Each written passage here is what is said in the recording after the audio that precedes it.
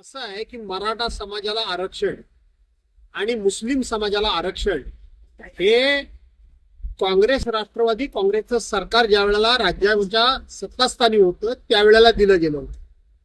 त्या आरक्षणामध्ये कुठल्याही परिस्थितीमध्ये ओबीसीचा 1% सोडा, परंतु 0.1% सुद्धा त्याला धक्का लागणार नाही हे त्याच्यामध्ये स्पष्ट लिहिलेलं आहे. आणि त्या पद्धतीनं मराठा समाजाला 16% आणि मुस्लिम समाजाला 5% आरक्षण देण्यात आलं. त्याच्यानंतर देवेंद्र फडणवीसांचं सरकार आलंय. त्या सरकारनं अशा पद्धतीची आवई उठवली की या सरकारने आरक्षण देत असताना कायदेशीर बाबी पूर्ण केल्या नाहीत आणि म्हणून आम्ही आता सगळ्या बाबी पूर्ण करणार आहोत. मला माहित आहे तो सगळा इतिहास. 2014ला देवेंद्र फडणवीसांचं सरकार आलं. 2019ला निवडणूक होती. 2018 पर्यंत देवेंद्र फडणवीसांनी काही हालचाल केली नाही आणि 2018 साली त्यांनी मराठा समाजाला 13% आणि मुस्लिम समाजाचं आरक्षण रद्द करण्याचा निर्णय घेतला. आणि निवडणुकीच्या तोंडावर अशी आवळी उठवली की आम्ही हे टिकाऊ आरक्षण दिलेलं आहे, यापूर्वीच्या सरकारनं टिकाऊ आरक्षण दिलेलं नाही, असं करून निवडणुकीमध्ये लोकांची मतं मिळवली. पुन्हा ते आरक्षण चुकीचंच होतं आणि म्हणून कोर्टानं ते रद्द केलं. त्यानंतर आपण जो मनोज जरांगे पाटलांचा विषय जो सांगताय, तो मनोज जरांगे पाटलांना या ठिकाणी मराठा समाजाला आरक्षण द्यावं अशा पद्धतीची मागणी ही अनेक वर्षापासूनची होती.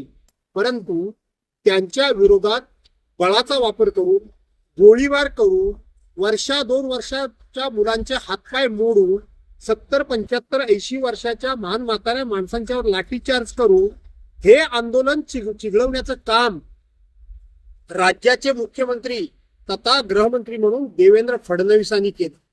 आणि त्यानंतर मनोज जरांगे पाटलांना सातत्यानं नवीन आश्वासनं द्यायची आणि ओबीसी विरुद्ध मराठा असा वाद लावण्याचा सरकारचा जो डाव होता, सभागृहातल्या माझ्या एका भाषणानं हा डाव उधळला गेला.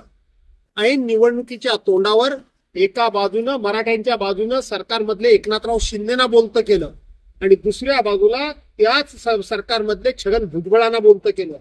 कुणी केलं बोलतं? याच्या पाठीमागं कोण आहे हा चाणक्य? हे सगळं माझ्यासारखा माणूस ओळखून आहे. त्यामुळं मनोज जरांगे पाटलांना जास्तीत जास्त फसवणं, त्यांना उचकवणं, त्याचबरोबर तुम्ही आता मगाशी ते ह्यांचा हाकेंचा उल्लेख केला, त्यांना ओबीसीचा नेता म्हणून त्यांना उचकवणं, त्यांना जास्तीत जास्त चिडवणं आणि मराठा विरुद्ध या ठिकाणी ओबीसी लढा उभा करायचा हा सरकारचा डाव आहे.